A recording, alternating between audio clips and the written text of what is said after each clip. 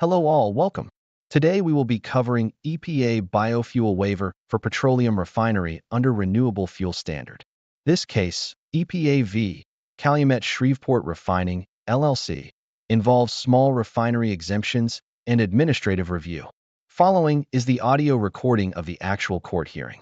You will hear argument first this morning in Case 23-1229, Environmental Protection Agency versus Calumet Shreveport Refining.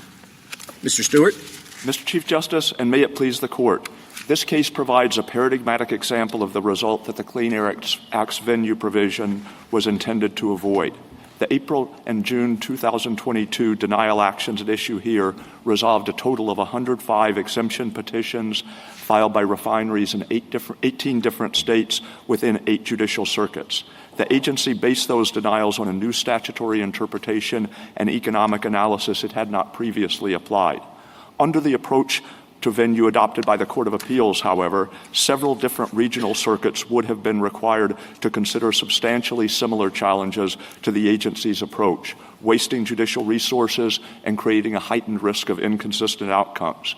Congress amended the venue provision in 1977 to prevent those results. The judgment of the Court of Appeals should be reversed. I welcome the Court's questions.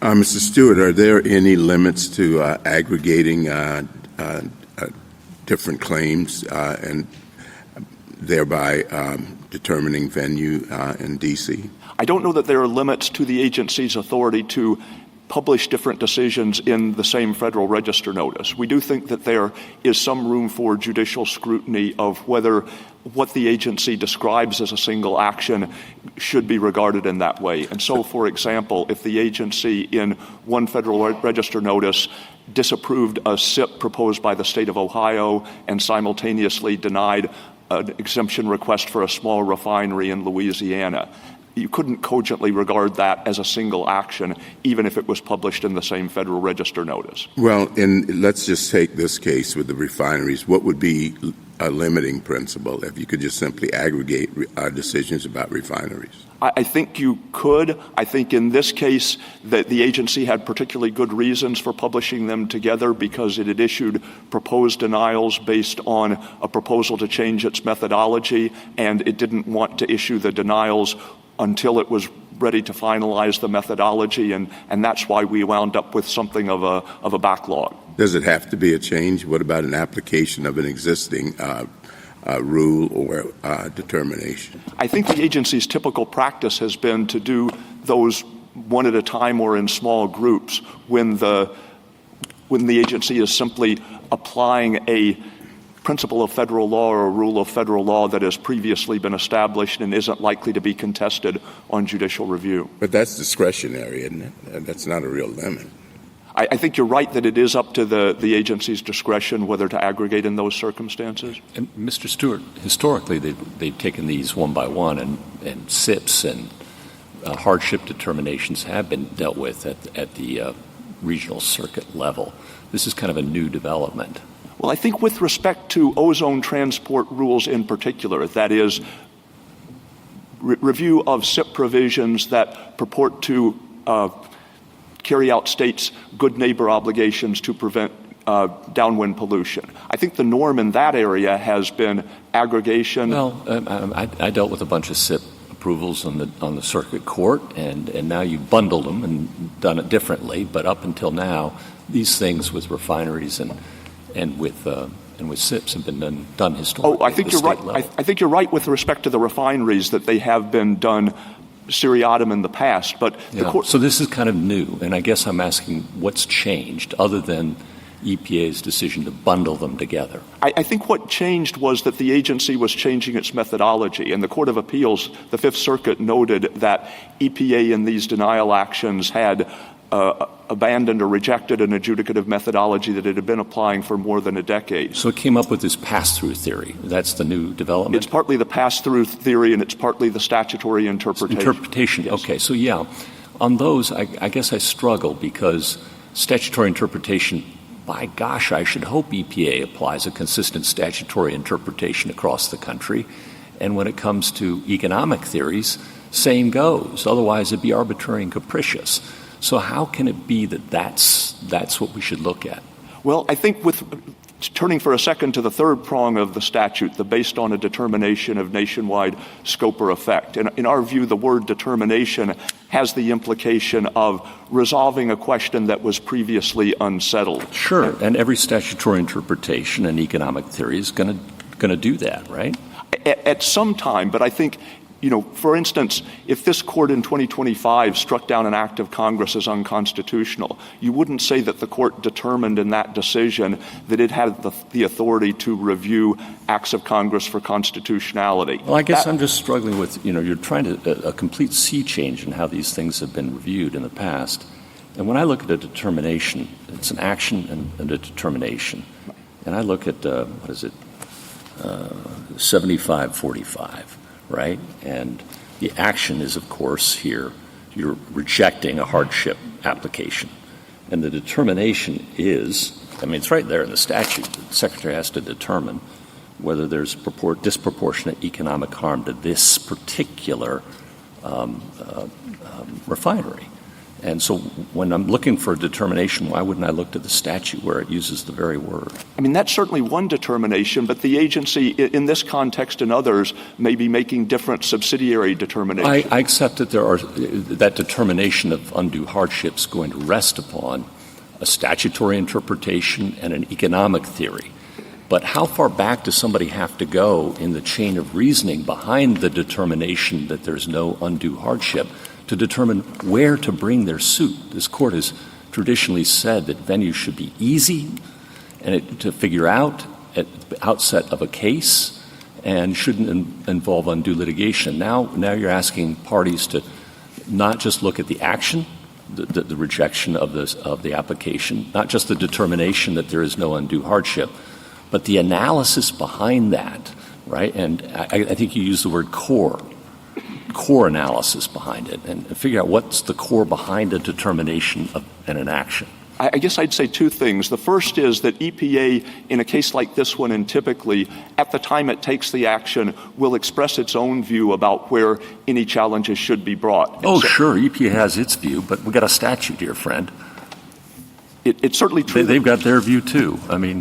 My point is simply that with respect to that point, is simply that the litigant is not kind of starting from square one. The litigant knows what EPA's view about proper venue is. It knows whether... Yeah, it knows the government would like to always win. Sure, okay. But when it's supposed to be determining where to bring its suit, it has to now look not just at the action and the determination that went into the action, but the reasoning behind it and figure out what part of its core. How is that consistent with this Court's repeated admonitions that venue is supposed to be easy to determine at the outset of the case? Well, clearly Congress wanted there to be a meaningful role for the D.C. Circuit, not just in reviewing the actions that are enumerated as nationally applicable. Sure, and it also wanted, regional circuits. It's a cooperative federalism system, the Clean Air Act. It wanted room for both, and we're now trying to figure out where the line is. And you're asking us to change historical practice pretty radically, and I'm just curious how that fits with our presumption that venue should be easy to determine at the outset of the case. Well, I think that was part of the debate that went on in the 1970s after the NRDC cases that we've discussed in our brief. That is, in 1972 and 1973, there were numerous challenges to an EPA action that had simultaneously granted extensions to a number of different states for filing for meeting a particular type of attainment deadline, and had simultaneously approved SIPs submitted by the states. And there was controversy over where those cases should be heard, because although they pertain to a number of different states, the legal challenges were all the same. And both the First Circuit and the D.C. Circuit concluded that venue in that circumstance was proper in the D.C. Circuit. But the real significance of those cases is not about whether they were correct or incorrect in interpreting the statute as it then existed. The real significance was, after that happened, there was a debate in the mid-1970s, and ACUS, the Administrative Conference of the United States, recommended that the statute be amended to provide that a challenge to any EPA action with respect to a state SIP would be heard in the regional circuit that contained the state whose plan was involved. And part of the justification for that approach was, as you say, ease of administration, that you would know right off what the right forum was. But the General Counsel of EPA said, in most cases, challenges to SIP decisions will rest on state-specific circumstances, but sometimes EPA's SIP decisions will rest on what he referred to as generic determinations of nationwide scope or effect. And so, Mr. Stewart, I think the answer to Justice Gorsuch's question is that the statute is focusing people's attention on what the EPA's reasons are, at least in that third prong. Yes. Where is that? I see they have to focus on the action and the determination. I don't see that they have to focus on the reasons behind the determination. Well, when we talk about an action based on determinations, we are talking about the determinations are the reasons. The action is denying the application, correct? Yes. And to determine whether to deny or grant the application, you have to decide whether there's undue hardship. That's the statute's language, right? That's the statute's language. So that's the determination. You've determined that there's no undue hardship here, right? But there can also be determinations about what does the term undue hardship mean when the question is... Oh, sure. You've got lots of reasons for reaching your determination. But I think what Congress was trying to drive at and what the EPA General Counsel had in mind was you are correct that in every case the EPA is going to be applying some kind of general federal rule or policy or framework to local facts, or at least for any locally or regionally applicable action. You'll have some of both. And the venue provision will work best if cases are routed to the D.C. Circuit when the general methodology is likely to be the subject of the judicial challenge, because those are the cases where you have the greatest risk of duplicative judicial resources and inconsistent outcomes. Can I say it in another way, that the venue provision appears to be designed to direct challenges that will turn on local facts and issues to the local circuits, and challenges that turn on national facts and issues to the D.C. Circuit. Now, I know that's very generalized, but to the extent that the challenge in this case and other cases are, for example, to the EPA's economic analysis, which it drew in this case from national market evaluation, and it applied to all of the different refineries this national economic analysis. One might think that that's the kind of determination of national scope or effect that the third prong at least wanted directed to the D.C. Circuit. I think that's right, but the additional point I would make is it matters a lot whether EPA's statutory interpretation and economic analysis are new or whether this is the way that the agency has been doing it for 10 years. Why is that? It's that way because if the agency has been doing it that way for 10 years, then it's very likely that any potential challenges to the methodology will have been resolved, they will have been sorted out, and at that point, if EPA is applying a 10-year-old regulation that was challenged in the D.C. Circuit but upheld, it's very unlikely that the new action is going to be attacked based on the asserted invalidity of the rule. How is a litigant supposed to figure that out? Well, so you're saying, okay, when they're new theories of statutory interpretation or new economic theories of nationwide impact, it goes to the D.C. Circuit. But if they're old, then I can bring it in my own circuit, where I actually live and operate and work. What is it? A 10-year cutoff? Venue is supposed to be simple, and I guess I'm trying to figure out what simple rule would you have us apply here? Well, one of the things you can look at is there some metric by which you conclude the validity of the rule has been established? Was it challenged before and upheld? Has the time for challenging it passed?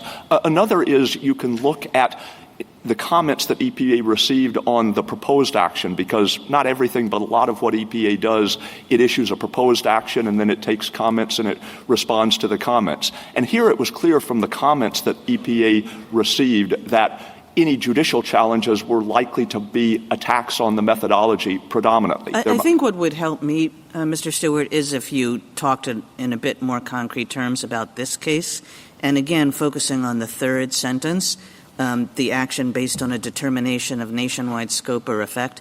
What was the determination of nationwide scope or effect that you are saying drove all of these decisions? The two determinations of nationwide scope or effect that we've emphasized are, first, the statutory interpretation, the requirement that the economic hardship come from the blending requirement itself and not from other economic circumstances. And the second was the pass-through theory, the presumption that generally small refineries can pass their costs of compliance along to their customers. And those. And how responsible were those two findings taken together for the actual determinations made?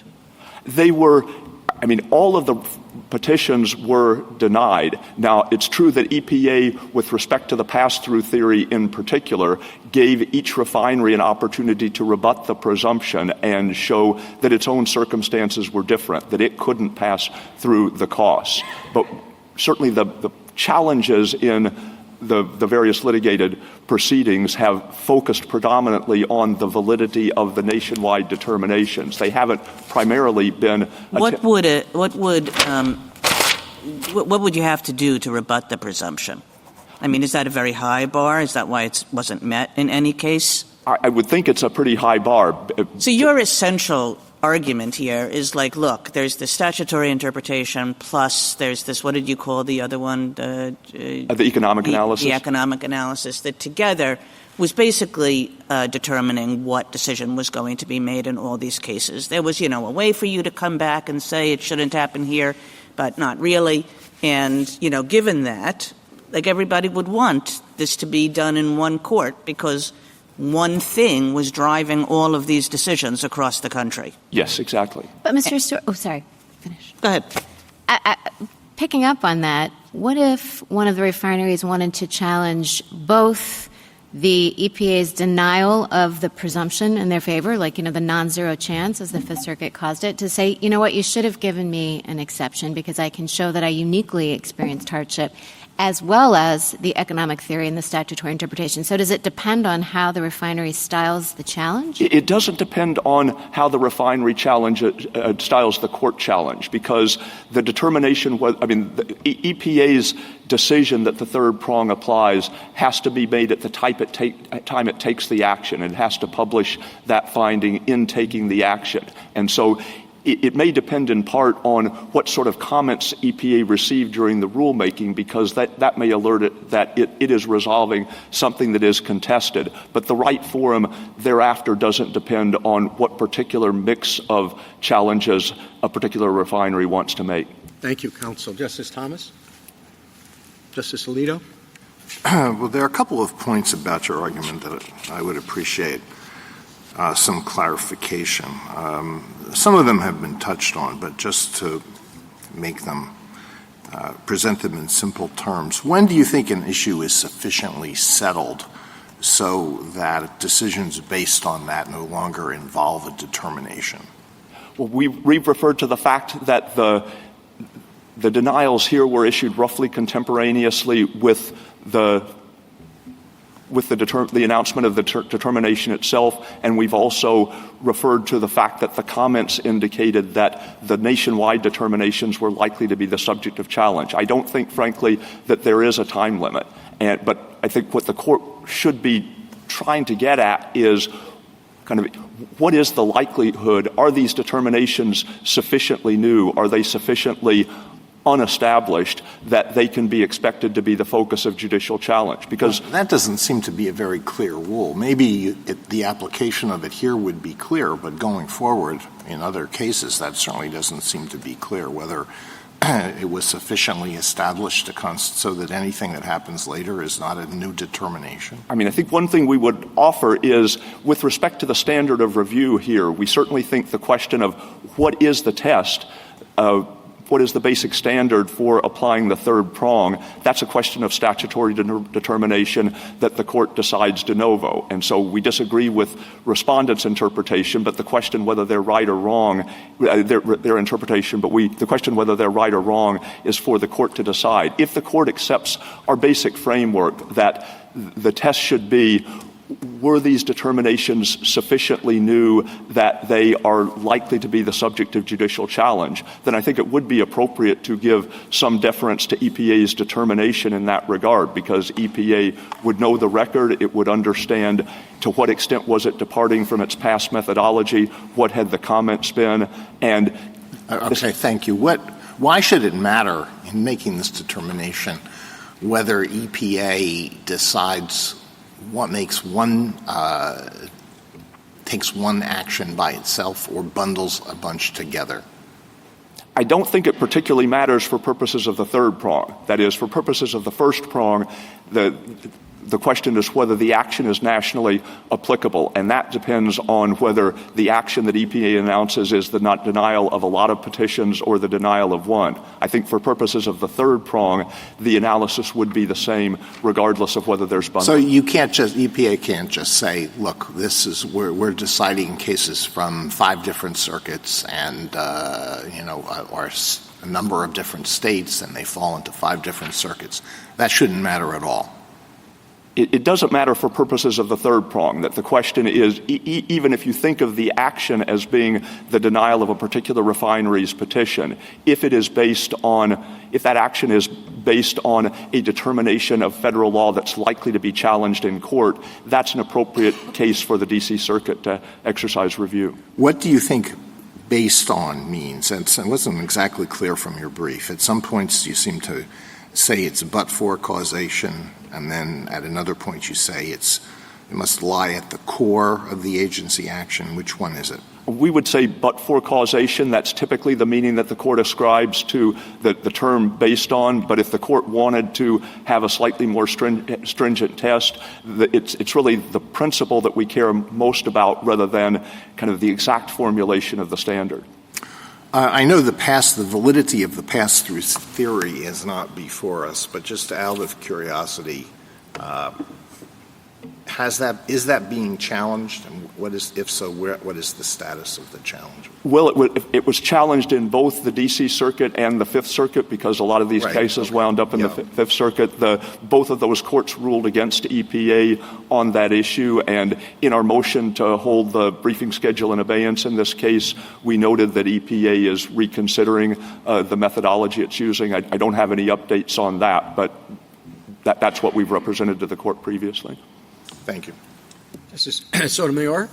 I am having almost an impossible time understanding how you answered Justice Thomas's question to say that there is a limit that's subject to some form of judicial review on your decision to bundle that's not tied directly to the third prong, meaning I don't see how you can bundle unless you meet the third prong, because the first prong requires an action, and the action, whether it's a national action or a individual action, and if it has to be an individual action, I don't see how you can make it national without the third prong. Well, I think even if EPA was simply applying to new circumstances a previously established general methodology, EPA would have the authority, if it wished, to bundle in the sense of announcing in a single Federal Register notice the results of its application. I just don't see how that can be unless that action is based on a determination of nationwide scope or effect.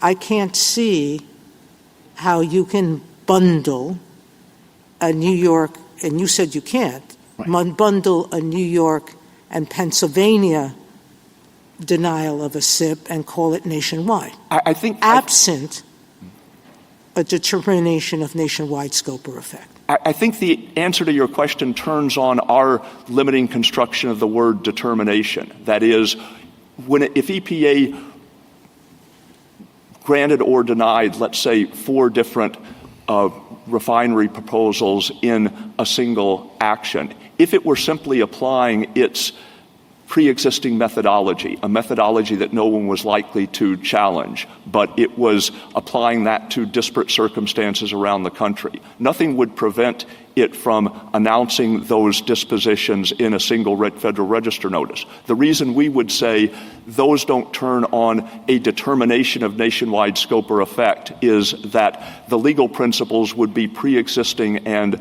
established. They wouldn't be kind of new determinations, resolution of an issue. You're digging yourself into a hole, because I would then say there are individual actions that you have to take to the local courts. And frankly, EPA rarely does that kind of bundling in circumstances where it isn't announcing new rules or new frameworks. We think it has the authority to, but I'd say we wouldn't lose much if the court said...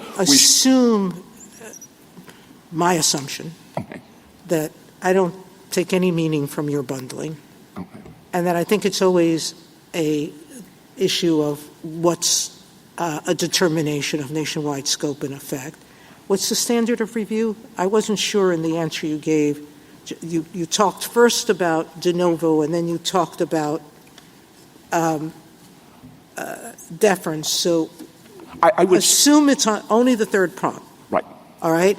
What's the standard of review? I would say when you are determining what the basic test should be, the standard of review is de novo. For instance, respondents have argued that determination here is used as a term of art, and it refers only to circumstances where some other CAA provision instructs EPA to make a determination or to determine something on a nationwide basis. Now, we think that interpretation of the statute is wrong, but the question whether it is right or wrong is a pure issue of statutory construction. That's something the court decides de novo. If the court concludes that we're right about the basic test, that what we are looking for is, did EPA in this action announce a new principle of federal law or policy that is likely to be the subject of judicial challenge? If that basic test is correct, then we think EPA should get deference when it announces that it thinks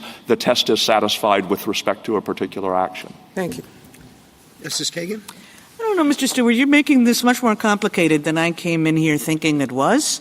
The way I thought about it was if you have a set of individual actions, but they're all based on a common denominator such that you know how all the individual actions are going to come out, or almost all, or generally all, such that state circumstances are just not playing much of a role, then it should be in one court, because that's really all that is going to be up for judicial review. So whether it's old, whether it's new, you just look and you say, did one nationwide decision or two nationwide decisions in this case drive all of these individual decisions, or almost all or most of them?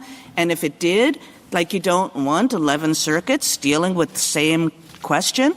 And if it didn't, it's because there are lots of individual circumstances coming into play and relating to, it's like both all mixed together, so that the individual circumstances really are going to count and different decisions are going to go different ways, then you do want them done by different courts. So, that might be just a intuitive way of dealing with it, but it seems like a lot simpler to me than what you're pitching. Well, I think part of the reason that we focused on determination as we have is the strongest argument on the other side is that whenever EPA makes a site-specific determination, it is always applying some nationally applicable rule or framework or policy. If it didn't do that, the other side appropriately points out, we wouldn't have any assurance that... Yeah, sure, there's always some nationwide determination in the mix, but if it's the kind of thing where that nationwide determination, as applied, is going to come out differently on different decisions, depending on local conditions, then you don't want it in the D.C. Circuit. Well, I have a pretty strong intuition, I won't tell you what it is, about both of these cases. And one goes one way and one goes the other way, because one, everything is being decided by the nationwide determination, and the other, pretty much nothing is being decided by the nationwide determination. Well, I think the nationwide determination, the new principle of law, can be very important and can arouse great controversy, even if it doesn't by itself preordain what the outcome of any particular proceeding is going to be. I mean, I'd look at this court's practice, for instance, in cases where this court determines that the Court of Appeals has erred in its analysis. It's not uncommon for the court to announce the right analytic framework and then send it back to the lower courts to figure out how that framework applies to particular circumstances. It recognizes that its announcement of the framework doesn't necessarily foreordain the outcome. It leaves the last stage for the lower courts. But what this court is still doing is still terribly important, and it's the task this court is performing is the type of task for which it's important that there be centralized review, that you not have a lot of courts making the same determination of federal law without some means of bringing harmony to them, even if that determination doesn't dictate the outcome in a particular case. Thank you. Justice Gorsuch? Well, harmony can also be achieved through appeal, right? I mean, yes. I mean, the government's not afraid of litigating in appropriate forums across the country, right? That's correct. And if there are circuit splits over the meaning of the law, you know how to bring them here. Yes. All right. And so I just want to explore the two tests you've offered us, the but-for test and the core test. Those are the two. And you're happy with either one? Yes. Yeah. So the but-for test, I would think, would capture pretty much any time you have a standard statutory interpretation or economic theory. Because but-for, you wouldn't have reached the result, right? Well, no. I mean, with respect to a particular outcome, you could have EPA issuing rulings in the alternative saying, under our preferred approach, the small refinery's petition should be denied, but even under our old approach, this particular refinery wouldn't be entitled to an exemption. But either of those statutory interpretations would be a but-for cause of the ultimate. One or the other would have to be at least a but-for cause. Well, no. I think if you said under either approach, let's make it easier. I have one standard statutory interpretation. I'm going to apply to all of these cases. That's a but-for cause. It would only be a but-for cause if there would be a different outcome under some alternative interpretation. Right. Okay. Yeah, exactly. But it was a but-for cause of the denial in every case. Again, only if there would be a grant of the exemption under some alternative. Sure, some court's going to have to decide whether that is a correct interpretation and whether there's an alternative that's preferable. But the interpretation on which EPA is relying to deny the application will be the but-for cause in every case. So it captures everything. So that's one. And then the core, what does core mean and where does it come from?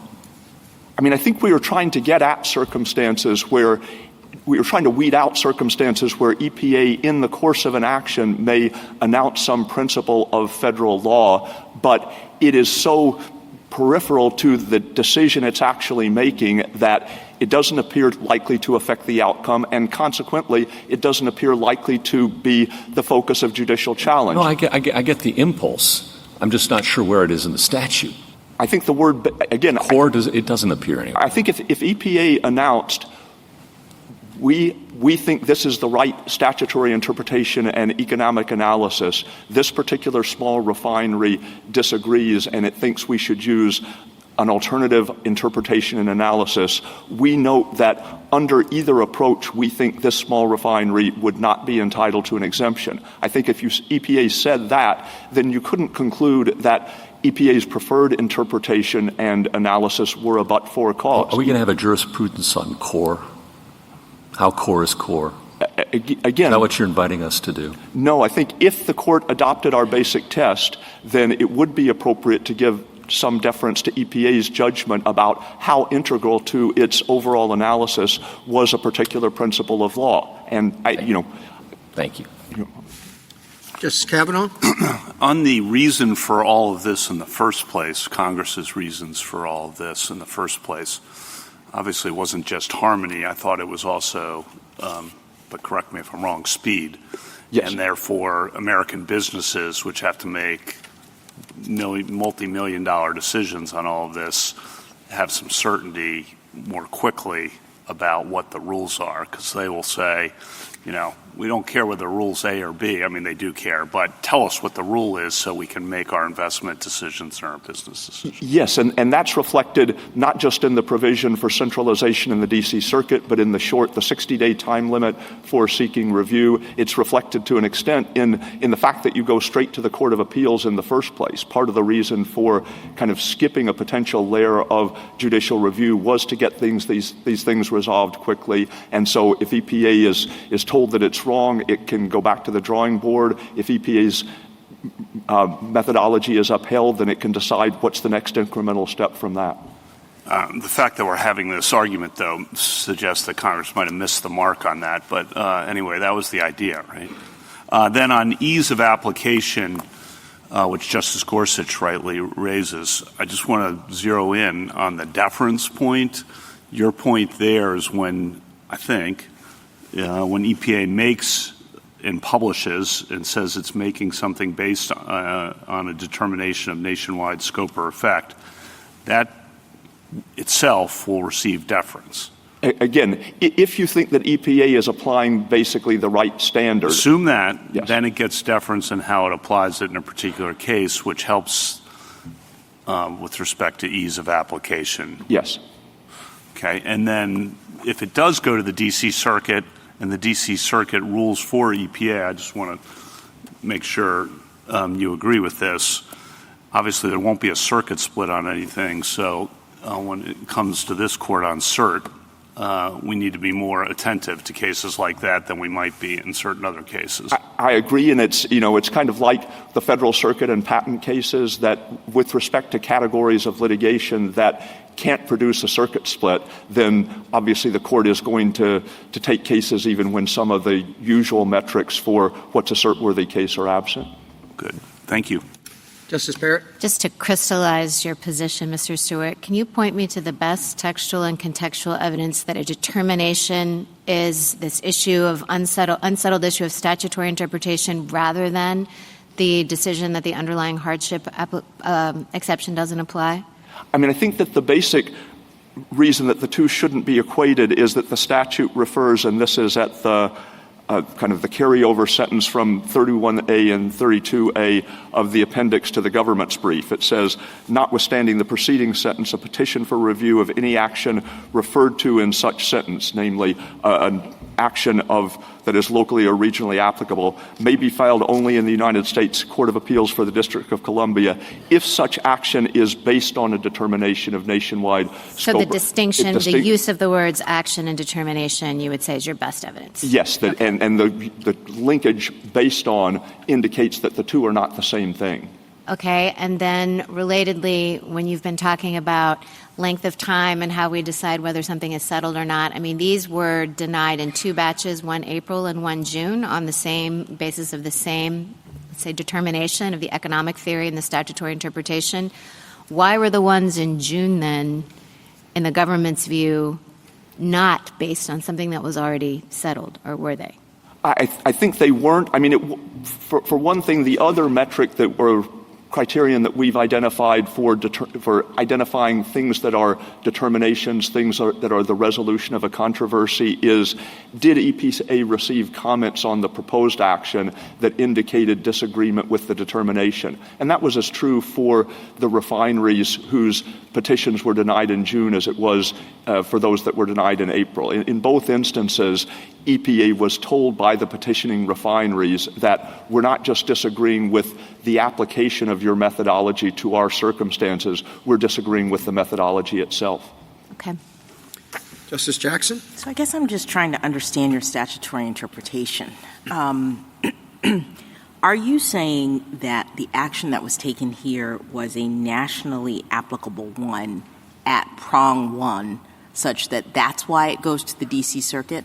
Yes, we're making two arguments. Our first argument is because this was the denial of 21 small refinery exemptions rather than only one, it was nationally, and the refineries were spread out all over the country, it was a nationally applicable action and it goes to the D.C. Circuit under prong one. But then we're also arguing in the alternative, if instead you view the action as a matter of law as separate denials of 21 different petitions, we would say each of those denials falls under prong 3 because each denial was based on a determination of nationwide scope or effect. All right. So going back to the prong 1 issue, help me to understand your argument. I mean, if the EPA had issued each of these denials on a separate piece of paper, would you still say that they belonged on the D.C. Circuit? No. I mean, I think our argument does depend on the proposition that you attach a lot of weight to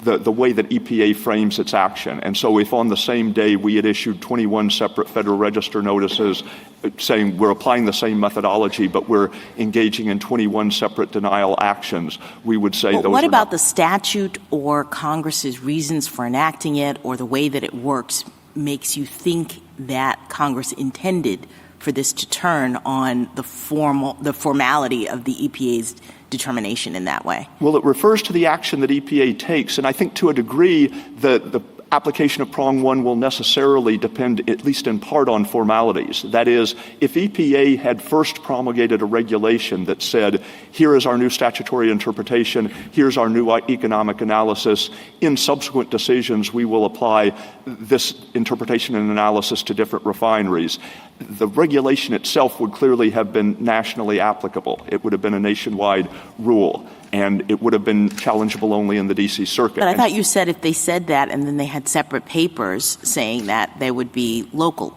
No, I was – perhaps I misunderstood the hypothetical. I was saying – So here's the hypothetical. The EPA issues an order that consists of a single page for each refinery. And assuming that the order says we are applying this methodology and concluding on that basis that your refinery doesn't meet the criteria, if it's announcing the methodology in the same document where it announces the denial, then that would be a single state-specific action. I had in mind a circumstance where EPA proceeds in 2 steps, first promulgating the rule and then issuing separate actions that apply it to different refineries. And our point is the fact that in the denial actions here, EPA chose to announce the new methodology in the same document as its application shouldn't affect the nationwide applicability. Thank you. Thank you, counsel. Mr. Waxman? Mr. Chief Justice, and may it please the Court, the core objective of Section 307B is to avoid inconsistent rules arising from duplicative litigation in the administration of the Clean Air Act. Yet under the ruling below, 8 different courts of appeals will be passing on the merits of EPA's standards for eligibility under the small refinery exemption, producing, as is already evident from the 2 circuits that have opined, different substantive standards, completely the opposite of what Congress manifestly intended under the national RFS program.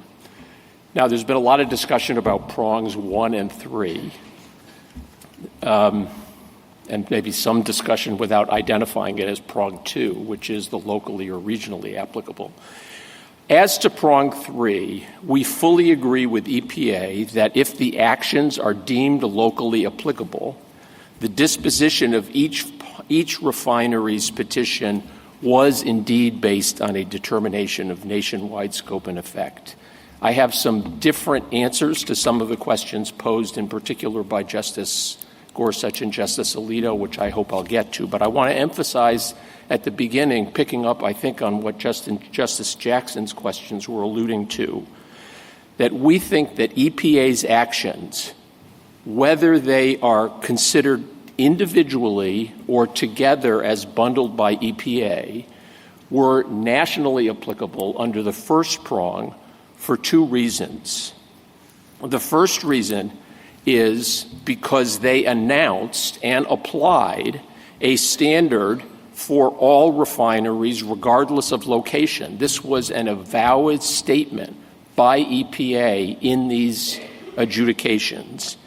And second, the second reason relates to the ubiquity of the RFS program, where every individual exemption determines as a matter of law the renewable fuel requirement binding all non-exempt obligated parties and the total volume of renewable fuel that must be purchased, such that the legal effect of even an individual SRE adjudication is nationally applicable insofar as it necessarily affects the blending obligations of non-exempt obligated parties and will necessarily affect the total amount of renewable fuel that is used in the United States.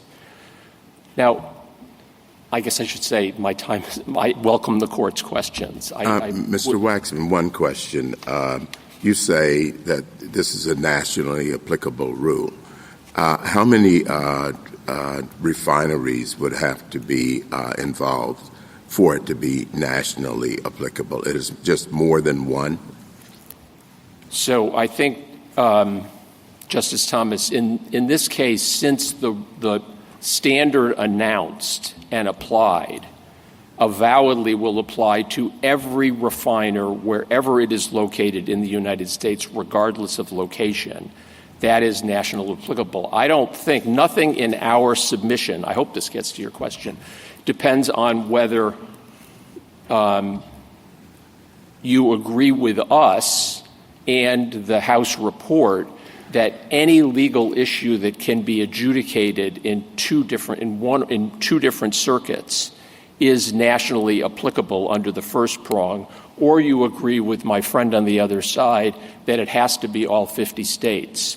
The point here is that when EPA announces and adopts a standard, either in a regulation or other final action, that it says will apply to petitioning refineries regardless of location, that is national.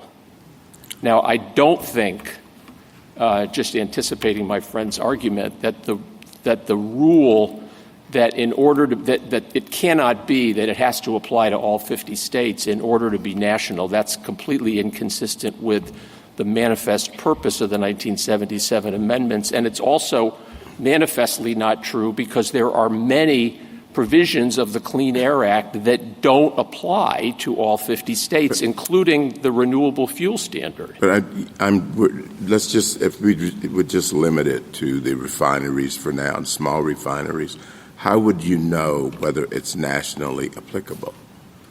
Well, I think if EPA adjudicates an individual refiner's exemption application by announcing and adopting a new metric that will apply to all refiners, it is nationally applicable. Wouldn't it be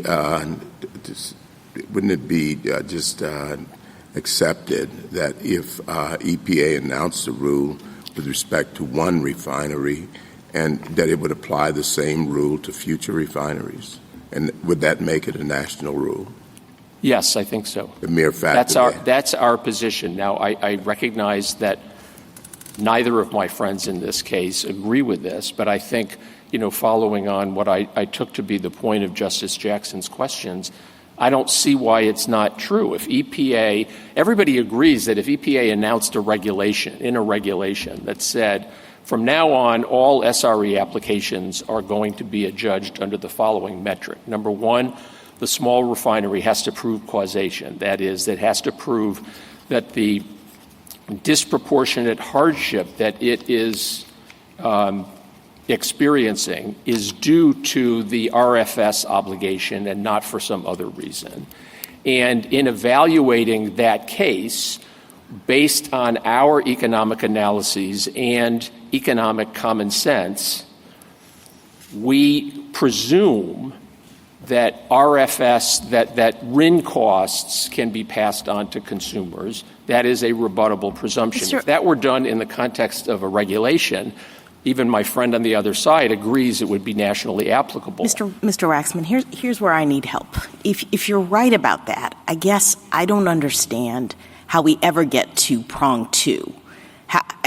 It seems to me that I don't understand the distinction between 1 and 3, meaning it seems like every case would be one in which you would say that there is a nationally applicable standard because, as Justice Gorsuch pointed out, we would hope that the agency would have consistent metrics for making these determinations.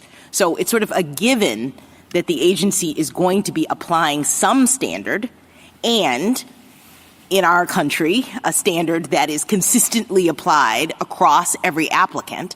So then how do we ever have a local determination in that scheme? So I think my answer to the question is the same answer to the question I would give to Justice Gorsuch's question about prong 3. How can you determine that it is of national, what is a determination of nationwide scope and effect? And Justice Alito's question about, so what's the bright line? What's the metric under which you can decide that? I think the same applies to our first theory for why this is nationally applicable under prong 1, which is it is not an action of a nationally applicable action, and it is also under prong 3 not a determination of nationwide scope and effect if it is simply applying settled law. Now, I appreciate the questions about at what point does law become settled and why does that matter for determination. In our view, law becomes settled when either there is a court ruling, and presumably it would be under prong 3 or prong 1, a ruling of the D.C. Circuit saying EPA is right or EPA is wrong. The application of that national standard thereafter, would not qualify under prong 1 or prong 3 in our view. Even in the absence of a D.C. Circuit adjudication, this very unique statute, has a 60-day limit on challenges to any regulation or final action. It's a pretty strict time limit that's included in the same subsection that we're deciding. And I think an argument can be made that if there is 60 days goes by and there's no challenge, or if there is a challenge, let the D.C. Circuit decide. If there's no challenge, it's settled. And thereafter, when the EPA uses that standard to either grant or deny an exemption request, that goes to the regional circuit. The other part of my answer that I'm not sure was fully answered in response to the questions before is what is it how are you defining determination? I think this was maybe Justice Barrett's question. And I think, we define determination by reference to the accepted dictionary definition, which we elucidate in our brief, which is a determination is either the resolution of a particular unsettled issue or the measure of something. That's the dictionary definition of it. And we think that dictionary definition comfortably cabins the scope and extent of the third prong. Thank you, counsel. I am very sympathetic to the concern that venue provisions should be simple. I mean, it's the first step. It's where you go. It's not about the merits at all, and you don't want to spend a lot of time litigating that. And you've suggested that your standard just recently is a simple one. In what respects do you think Mr. Stewart's proposal is not simple? Well, I think Mr. Stewart's proposal is simple. And I think it can be prong 3, with which we agree, can simply be decided by a proper understanding of the definitionary terms of what is and isn't a determination. As to prong 1, while I agree with him that the relevant actions in this case are the two consolidated actions in April and June, we have proposed in our briefing 2 other tests under prong 1 that, if anything, are even more straightforward and don't depend on bundling. One is the point that I've been discussing earlier about if it is an action that announces and adopts a new standard that will be applied across the country, it is nationally applicable. The other, which in some ways is the simplest, but is a real consequence of the ubiquity of of the RFS standard, which was adopted long after these 1977 amendments, is that every adjudication of a small refinery exemption is nationally applicable as a matter of law, because it will determine, as a matter of legal consequence, the refining obligations, the blending obligations of non-petitioning refiners. Thank you, counsel. Justice Thomas, anything further? Just briefly, Mr. Waxman, you discussed determinations a minute ago, but what would be your view of based on? I think that's important as to what content you give that. So we think that based on means essentially two things. There are two requirements for an action. The action in these cases was the denial of the exemption. Based on means that it is a but-for cause or an essential premise of the action, and that it resolves an unsettled issue or that it establishes a standard. When you have those two things, you can say confidently that the action is based on that determination. I hope that answers your question. It's the best I got. Justice Alito? Justice Sotomayor? There's a number of lower courts that have said, with respect to the question of whether a denial is nationally applicable, that what you have to look at is not the downstream consequences of the EPA's determination, but what is the effect on the parties? Is it a national effect or not? One of your two suggestions that I see as downstream effects. Yes, there are going to be people from each petition who might have to do something more later and something less if they're denied. But why isn't that just a pure downstream effect? And aren't we straying too far when we're incorporating that into our analysis? So I think I do recognize those opinions, and I endorse them in the sense that I think, for example, Justice Kavanaugh, or then Judge Kavanaugh, had it correctly when he ruled in the D.C. Circuit that national applicability has to be determined on the face of the action. That's the case. Yes, and that practical effects, downstream effects of what is more than likely not to happen, is not the crux. All parties in this case, and I think all courts, have agreed that the legal effects of the regulation or the action is, in fact, something that is viewable and consistent with you have to look on its face.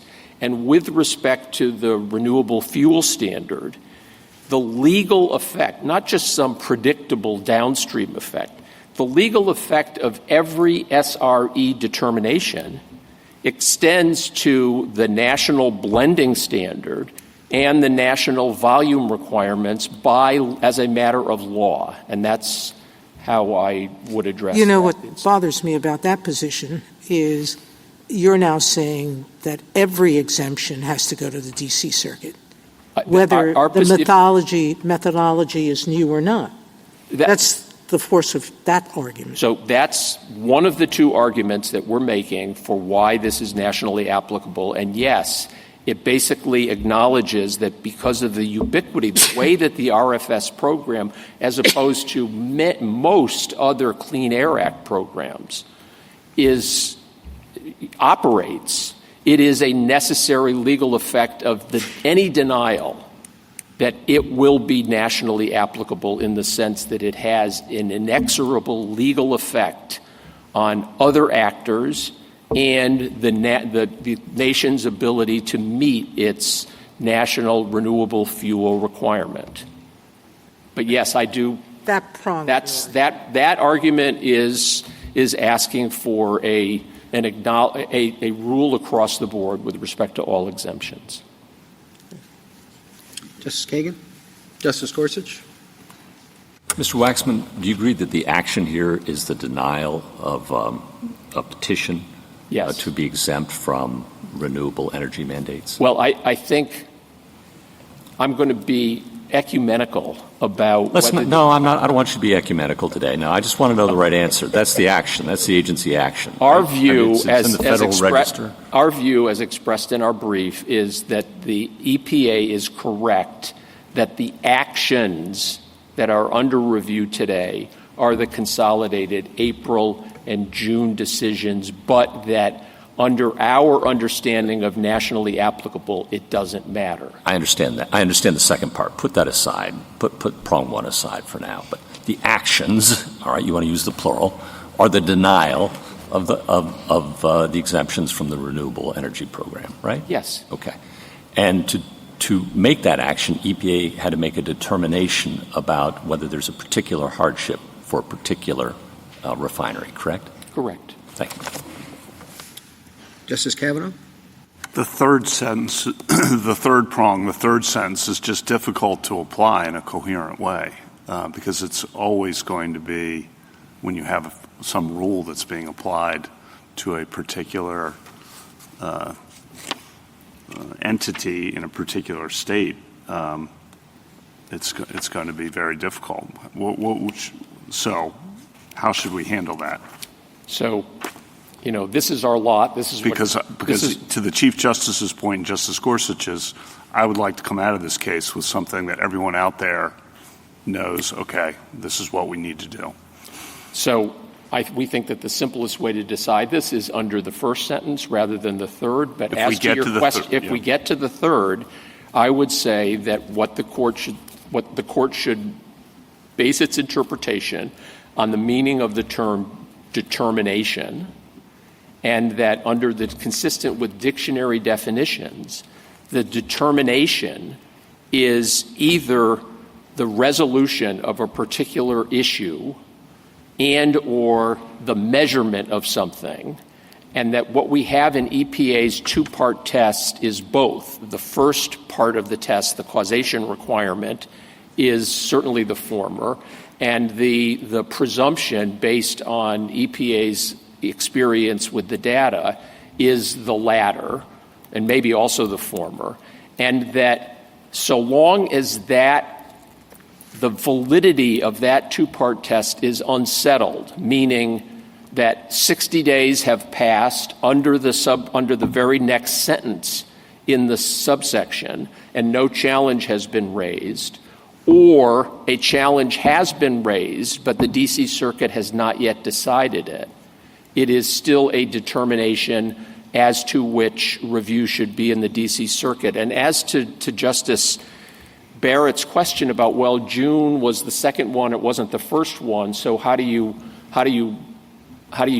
deal with that? I think the answer is that I believe I don't have a specific recollection, but fewer than 60 days passed between the late April determination and the June 3rd determination. I believe there already had been filed at least one petition for review, but even if there hadn't, it was still open for review.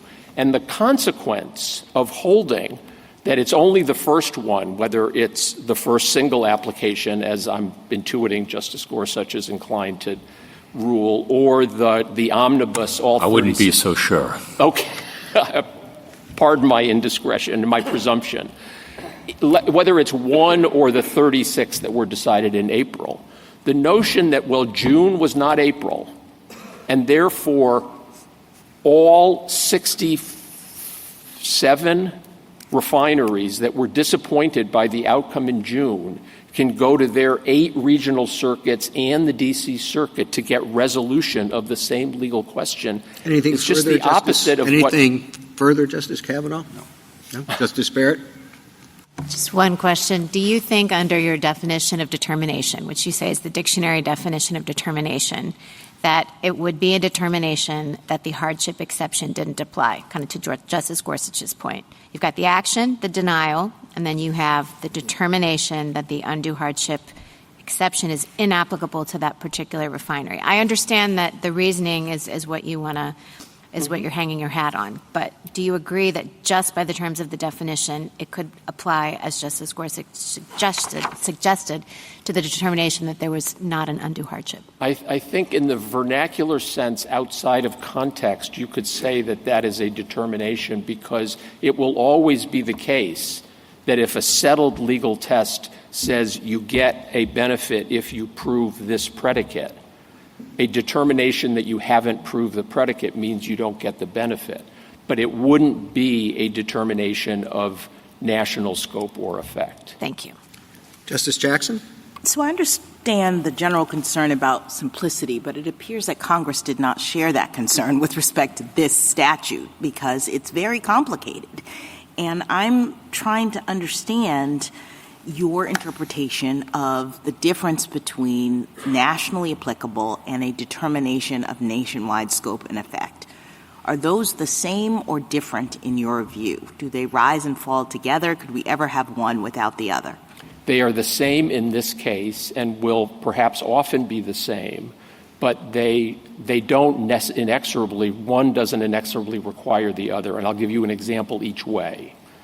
A regulation or guidance that is issued by EPA is not a prong 3 issue. It is nationally applicable. It is not locally or regionally applicable. Likewise, SIP denials, that is state implementation plan denials, are not only specifically listed under the second prong, but courts have recognized, and Justice Gorsuch underscored with his questions today, they are the paradigmatic local or regionally applicable determination because it just asks the question, did this state plan satisfy the state's requirements under the national ambient air quality standards? But the courts have recognized repeatedly that if in the course of denying or granting a SIP application, EPA adopts a new rule, EPA says, well, there's a new NAC requirement for ozone, and you haven't met it. Those cases all go to the D.C. Circuit, and that's the example that General Counsel Frick was addressing in his comments in 1977. Thank you. Thank you, Your Honor. Thank you, counsel. Mr. Houston? Mr. Chief Justice, and may it please the Court. The Clean Air Act's venue provision requires a court to look to the text of the chapter to determine whether an EPA action is nationally applicable or is instead locally or regionally applicable, and what that action was based on. When EPA, for example, uses a rulemaking to set requirements for all regulated parties wherever they're located throughout the nation, that's a nationally applicable action. But the relevant text of the chapter here, Section 754509, makes it clear that EPA's actions on hardship petitions must be locally applicable. You can find that text on page 23A of our red brief. Unlike the pre-2011 regime, where all small refineries throughout the nation were entitled to an exemption, the text now requires each individual refinery to make its own case for hardship relief. Quote, the refinery must demonstrate that it would be subject to a disproportionate economic hardship. And the text then reinforces the requirement of individualized action by keying EPA's deadline to act to the submission of each individual petition. These actions were locally applicable because each EPA action on a hardship petition affected only one refinery located in one place. And the actions were required by the text to be based on each refinery's economic circumstances, not any determination affecting the entire nation. EPA moved past theory and produced final agency action only by analyzing these 6 small refineries' individualized evidence of their disproportionate economic hardship. Now, to be sure, we think EPA's analysis of those economic factors was wrong on the merits. But the important point for venue purposes is this. Analyzing the evidence of local economic conditions facing small refineries in San Antonio, Texas, and Shreveport, Louisiana, is a task that Congress assigned to the Fifth Circuit, not the D.C. Circuit. I welcome the Court's questions. But the argument would be if EPA develops a new rule and applies it to the refineries, that is a nationwide rule. That at least that's how I understand their argument. Justice Thomas, I think EPA is very clear in this case. You can see this at PEDAP 330 in the denial decisions. They say this is not a rulemaking. If EPA wanted to promulgate a new analytical framework and centralize review of that framework in the D.C. Circuit. Well, let's say a new framework for determining whether or not the exemption applies to the small refineries. Yes, understood. And I think what I'm saying is if EPA wanted to set that new framework for adjudicating small refinery hardship petitions, it could use a rulemaking to do so. EPA consciously chose not to use its rulemaking authority here. It expressly invoked only its adjudication authority. It did so for a very particular reason. This is April and June of 2022. EPA is adjudicating hardship petitions from 2018, 19, and 20. They're retroactively denying petitions submitted 3 years earlier. It would have been illegal under black-letter administrative law for EPA to put out a new rule that retroactively denied old hardship petitions. But if they want to do that in the future, EPA, however, could make a determination that's national in scope and effect.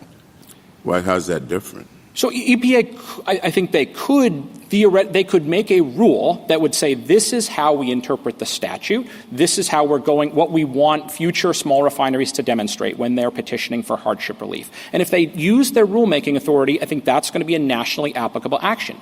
But that was not the final actions here. EPA said these are adjudications of these hardship petitions. And the right text, I think the simple way to answer the third prong, the third sentence, there's been a lot of talk today about how can we simplify this. Here's the easy answer to how you determine what an action was based on. You look at what the text of the chapter required it to be based on. And here the text tells you when EPA produces this kind of final action, the denial of a hardship petition, that denial has to be based on a conclusion about whether the refinery is experiencing disproportionate economic hardship. Counsel, give me meaning to 3. 3 basically says that something that would otherwise be looked at as locally or regularly or regionally applicable. It says notwithstanding that there are some, if the action is based on, seems to me that you have to give that a difference. Tell me, outside of an announcement of a regulation or new rule, some action that EPA could take that's local on its face, regional on its face, one application, but could still fit the third exception. So if I might I want to answer your question directly, Justice Sotomayor, but before doing so, I just want to observe that neither the government nor we have been able to locate any Clean Air Act case where venue has been decided solely on the third prong. So I think this has always been intended to be... Yes, but that doesn't answer the question. Understood. Congress had in mind something. When I try to figure out what Congress has in mind, I look at some of my colleagues don't, but I look at the legislative history to tell me what the examples were that they were dealing with. Sure. And they were dealing with something very similar to this. And then they created the third sentence. So you give me another reason for the third. Justice Sotomayor, so let's talk directly about what Congress had in mind as the government. No, tell me how you would read it to give it meaning. Sure. I think in a circumstance for a statutory provision like the one that then EPA General Counsel Frick brought to Congress and said, this is why we need the third sentence, that was an instance in which the statute authorized EPA to grant individual extensions to individual states, but that was based on a, quote, determination about the technology that was available throughout the nation. So why isn't that indistinguishable from this?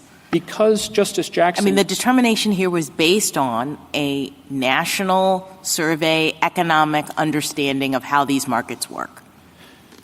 Justice Jackson, the EPA produced an economic hypothesis. That's what RIN cost pass-through was. According to... I understand, but it was nationwide in scope. It seems to me to be exactly the same thing that you just read in terms of the examples that were before Congress as to the reason why the third sentence was needed.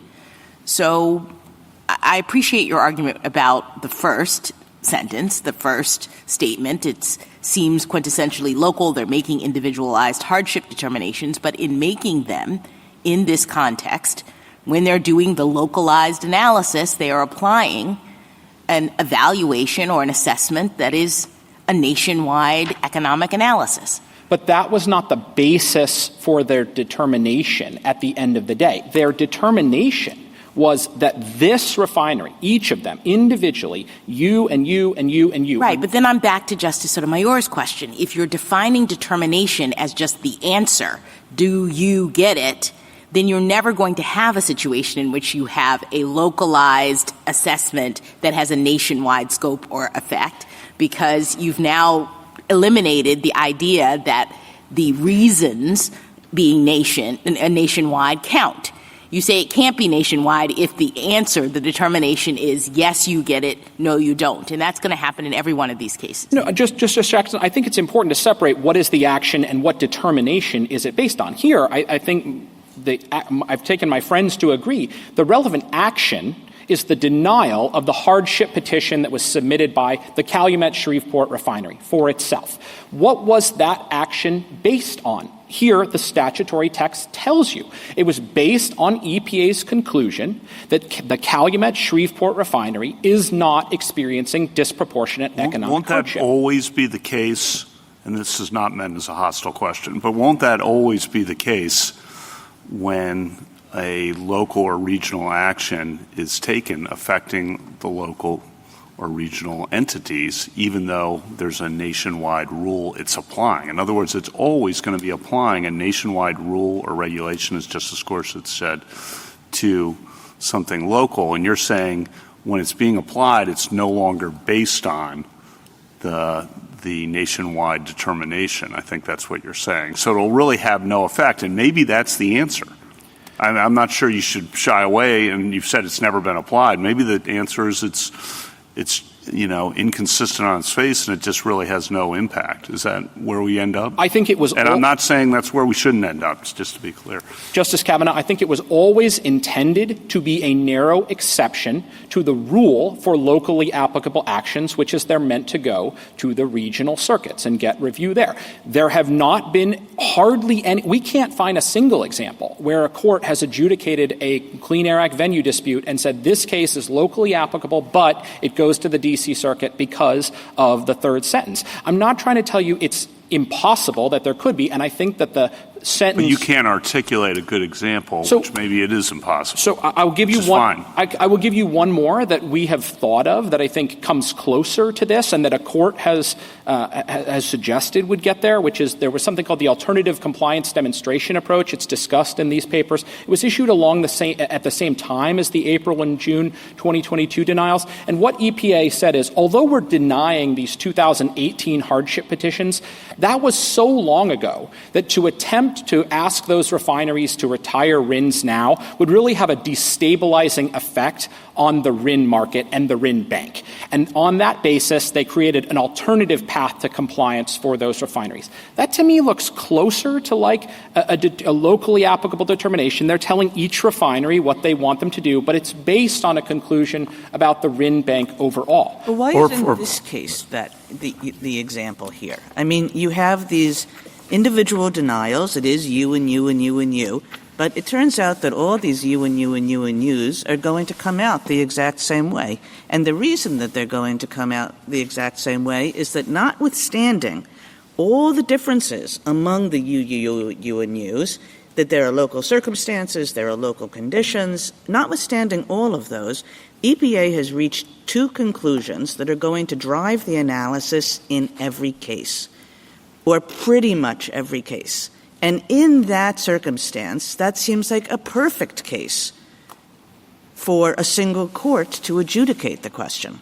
Justice Kagan, EPA did not make a determination that drove the analysis. EPA said it, quote, had an economic theory for how we expect small refineries' operations. Well, here's a determination. I mean, it's a statutory determination that hardship has to stem from the Renewable Fuel Program. And it's an economic determination that everybody can recover their RAN costs. And that's a totally, normal understanding of what a determination means. So you have a statutory determination, you have an economic determination, and those determinations taken together are going to produce the exact same outcome in every case, no matter what the individual local situations and circumstances are. So, Justice Kagan, I would love an opportunity to talk about both of EPA's purported determinations, but let me go right to the very end of your question. It is not the case. EPA emphatically denied in the lower courts, and they deny here, that it was true that those determinations, their statutory interpretation and their economic theory, were sufficient to decide the hardship. Well, they gave you an opportunity. They gave all the different views an opportunity to rebut what they said. It's very nice that they gave you that. Nobody was able to come up with anything to rebut what they said. Maybe in some crazy circumstance there could have been a rebuttal. But what you basically know about what EPA has done here is that it's going to apply the same way in Ohio and New York and Alabama. And so in that circumstance, you don't want the Sixth Circuit and the Second Circuit and the 11th Circuit to be all deciding the same question. You want one court to be deciding the question as to whether the EPA conclusions are correct. Your Honor, I would urge the court to take a look at the start of page 277 in the joint appendix, really moving for the next 50 pages. That's 50 pages of analysis that EPA produced just for the 6 refineries that are before you today, to say nothing of the many, many more refineries that were in this case. The opportunity to rebut the presumption was not just like some pro forma thing that didn't actually mean anything. There's pages and pages and hundreds. Was any of those pages, were they ever successful in rebutting the presumption? No, EPA didn't. EPA concluded that it, after looking at every individual refinery's evidence, that it believed that these refineries were, in fact, passing on their I think EPA gave you every reason to think that at the start, that this was going to be a super high bar to rebutting the presumption, that once EPA made this statutory conclusion and this economic conclusion, the game was pretty well done. And so who is it that we should want to address those conclusions that is doing, if not all the work, almost all the work? Justice Kagan, again, I really respectfully disagree with your characterization of the fact that there was not meaningful study by EPA of the individual economic evidence submitted by the refineries. And I would just say, take EPA at their word on this point. They say, on the face of the actions, we completed a thorough evaluation of the data and information provided in the SRE petitions. They go on and on and on. And again, there's hundreds of pages cumulatively of analysis where EPA looks at the refinery-specific factors, the San Antonio refinery and how small it is and the lots that it can buy RINs, the RIN contracts that Placid has, and, the situation facing Calumet Shreveport with its competition in the Gulf Coast. EPA walks through each of this and they say, here's why that doesn't persuade me and this doesn't persuade me and the like. We certainly disagree with them about the merits of that. They said, this doesn't persuade me, because they had already decided, subject to somebody coming up with something super unusual that they hadn't thought about. They had already decided. And that decision was a uniform one that stretched from one end of this country to the other. Your Honor, I think what they very clearly had was an economic presumption. They said, we've got a presumption. We're giving you an opportunity to rebut it. Why are we doing that? Because we have to. The law compels us to give you this opportunity. And we took advantage of it. We submitted voluminous evidence. Thank you. EPA says that it studied that evidence, and that, I think, had to be the basis. Can I ask you a question? We've had a lot of talk about how it's important for venue rules to be clear. And given what Justice Kagan just said, EPA made very clear this was going to apply nationwide, and it was fundamentally shifting the way that it treated small refineries. Could you have determined, or why couldn't you have determined at the outset of the suit that the D.C. Circuit was the right venue? Why wouldn't there be clarity when you have that kind of national determination? Well, Your Honor, I suppose the clearest possible rule would just be that whatever EPA says is the right venue is the right venue. But I don't think that that's the venue rule that this statute requires. I agree with you. But given the existence of this determination on the economic theory and the statutory interpretation, and maybe the answer is, it wouldn't have been clear to us. But, I mean, given the importance of the clarity of venue rules, I just want to understand why it wouldn't have been clear to you.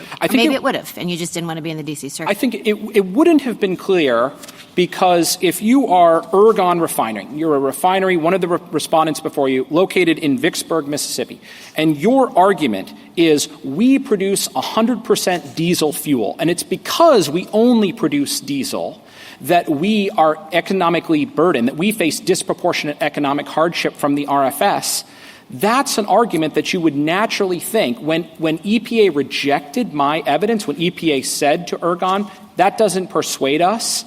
Ergon, I think, quite rationally said, we want the Fifth Circuit, our home circuit, to have an opportunity to address the circumstances in our market. They refuse because the EPA is saying to you, we have a national rule. Doesn't matter whether you're in Aragon. The national rule is we presume you can. We presume that you can pass the cost on, and we presume that you have to show us hardship that doesn't have to do with your diesel fuel, but has only to do with relying on this or being forced by this regulation to buy the credits you need to. Your Honor, EPA said we have an economic hypothesis that when we look at your evidence related to your diesel disparity, related to if you're Calumet Shreveport, the intense competition. Let's go back to Justice Barrett's question, which is you knew that they were basing it on two national presumptions. Why doesn't that tell you where to go? Because we looked to the text of the statute, which said whether the text tells you the EPA has some form of discretion or ability. The EPA has the ability to make a determination that this has a national effect. So you got a determination that says the EPA believes this has a national effect, one prong of the requirement, and the second is we're basing it on national presumptions. Your Honor, so what's hard about understanding you go to D.C.? What's hard about it is that you're taking refineries that want the opportunity to have their local economic evidence that is their case for hardship relief. That's you're begging the question. I know the EPA wants national. The question is what Congress wanted, not what you wanted or the EPA wanted. The question is what Congress wanted. And I kept asking you at the beginning, given the way they structured this third category, they are saying that some local actions have to go to the D.C. Circuit. Yes, there is a... So why isn't the answer that when the EPA makes the determination and says we're basing it on two national presumptions, that clear enough? Two points about that, Your Honor. The first is that it does not suffice, as I think even the government agrees, for EPA to just make a finding that an action is based on a determination of nationwide scope or effect. The action has to actually be based on a determination of nationwide scope or effect. That's written directly into the text of Section 7607. Those are the two presumptions. Okay. That is their presumption. What do you make of that, the fact that Congress specifically says that the administrator has to make that finding? I mean, doesn't that tell us that Congress really cared about what the agency thought in this way? I don't think so, Justice Jackson. What I take that to mean is that EPA has the opportunity to maintain locally applicable actions in the D.C. Circuit. I think the Congress probably foresaw that once you start talking about what was the basis of the action, was it core or not, is it, according to my friend, new but still insufficiently settled, it gets pretty metaphysical pretty quickly to decide what the basis was of an EPA action. I think what Congress was thinking was, in any EPA action, there's going to be a description by the agency of the interpretation of its statutory authority, the basic framework through which it filters the individual facts. I think Congress wanted to ensure that the agency has some control to avoid, to maintain locally applicable actions in their regional circuits where they're supposed to be. I think the deference question is really important, and Mr. Stewart said that the agency, and Justice Sotomayor is just following up on this, the agency should get some deference. Should they get any deference in your view, or how does that work? So I recall that the text has two requirements in order for the third sentence to be activated. First, the action must be based on a determination of nationwide scope or effect, and if in taking such action, the administrator finds and publishes that such action. So if it's found and published, does the agency get deference, some deference, on the question of whether it is a determination of nationwide scope or effect? I think with respect to the agency's making of that finding, I think that's textually committed to the agency. So I don't think it's generally subject to judicial review. You can't say the agency didn't actually make this finding. But on the key part, yeah, you're talking about the part that's not key. Right. Talk about the key part. No deference at all. No deference at all. Absolutely not. It's a legal question for the court. They set it out as a separate legal requirement. That sentence, that first clause. But if that standard, if we have a set definition of what's a determination, ordinary administrative law would say when you apply that set standard to a given set of facts, that gets some deference. But not in a situation, Your Honor, I think, where Congress has actually required the legal issue to be resolved, and then said, in addition, the agency has to make a finding with respect to that. So you're saying the ordinary deference that it would get is taken away by the second sentence, or the second part of the sentence that requires the publication and finding? That's correct. I think the structure of the sentence only makes sense. That first clause only makes sense if that's a legal determination for the court. In other words, if both the court and the agency have to agree that the action is based on a determination of nationwide scope or effect. Now, that's going to make the third sentence when smaller. the venue issue arises, it arises because both parties to the dispute think they would be better off in a particular forum.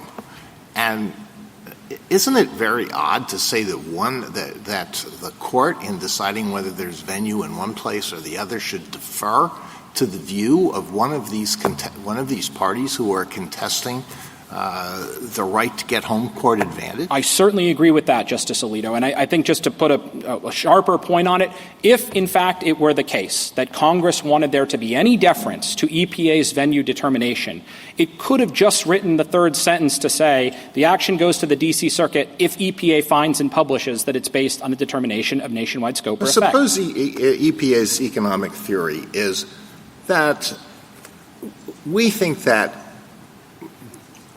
there will almost always be, we think that the small refineries are always going to, as far as we're aware, they're always going to be able to pass through these costs. But, we can't say that it's inconceivable that some small refinery could come up with some reason that we haven't been able to think of why they wouldn't be able to do it. It's like saying we really think that no Martian has ever landed here, but, we're not going to say we're going to close our minds to the possibility that somebody could prove it. If that's the situation, then what would your answer be? I still think I'm going to have to end up with the same answer, which is that even in that situation, EPA, the statutory text of the chapter compels EPA to perform an examination of whether each petitioning small refinery does or does not experience disproportionate economic hardship. But notably, the situation that you describe, Your Honor, is very different from how EPA acted here. And again, I just think take EPA at their word. EPA said we have an economic theory for how we expect small refineries' operations to be affected. We then analyze the most current data available to determine whether finished fuels markets move in the way that economic theory predicts. So, for example, counsel, if EPA had put its economic theory in a rule and promulgated that rule, the challenge to that would have to be in the D.C. Circuit. Almost certainly, yes, Justice Gordon. And then its application in later licensing applications, you would be kind of foreclosed on that, but you might have a local challenge otherwise. Yes, I think that's basically right. I think that's how generally administrative law works. That's how I remembered it. An agency uses its rulemaking authority to pronounce how it understands the statutory framework, and what it's adjudicating. That rule would be maybe locally applicable, but it would be nationwide effect. And so the EPA could sign off on that and off to the D.C. Circuit. Yes, Your Honor, but it would be an invocation of the agency's rulemaking authority. But the problem is that that's what the third exception says. It says that the court is giving the EPA adjudicatory authority to find and publish that such an action is based on a determination of nationwide scope and effect. So Justice Gorsuch is talking about what the norm is, but they needn't have created the exemption 3 at all. They could have just stayed to 1 and 2. Your Honor, I think that the purpose of the exception, as we discussed earlier, is for a certain kind of unusual Clean Air Act provision where the text of the chapter directs EPA to make a determination about the whole country. But that's not how this provision of the chapter works. Or it could have a rule, perhaps, that it wouldn't be nationwide, nationally applicable, but would be regionally applicable. And perhaps that rule might be reviewed in the D.C. Circuit, or it applies to an industry or whatever. Certainly if it applies to the whole industry, it says this is how we're going to regulate stationary sources or power plants, wherever they're located throughout the nation. Even if it isn't all across the nation, it doesn't have to be the whole nation. Of course, that's exactly right. If there's no refineries in Rhode Island, a rule that regulates all refineries is still clearly nationally applicable. But consider the sort of absurd textual consequence of my friend's position. The Kansas City Metropolitan Air Quality Control Region. When EPA promulgates a regional air quality action for that region, my friends say, well, that's actually a nationally applicable action. It's not a regionally applicable action because it just happens to touch more than one state and more than one circuit. I think that's just brutally hard to square with the ordinary meanings of the term nationally and regionally. To come back to the third sentence, I think the easiest way to understand that third sentence is, number one, to just keep in mind that the instructions that the court gives about it need to maintain it as a narrow exception because it's supposed to be an exception to the general rule for locally applicable actions. And then I think the easiest way to cut through the metaphysical questions about what was involved in the process of every EPA action that it might take is to simply ask, when you're looking at the text of the chapter, when you're looking for what was this final action under this chapter based on, go consult the text of the chapter and see what it directed EPA to base that action on. And here, that leads to a very simple answer, because Congress directed EPA, when it takes this kind of action, to base that action on its consideration of a refinery's local economic circumstances. And that's what that's what EPA did, according to the agency's own description. Thank you, counsel. Justice Thomas? Justice Alito? Justice Sotomayor? Justice Kavanaugh?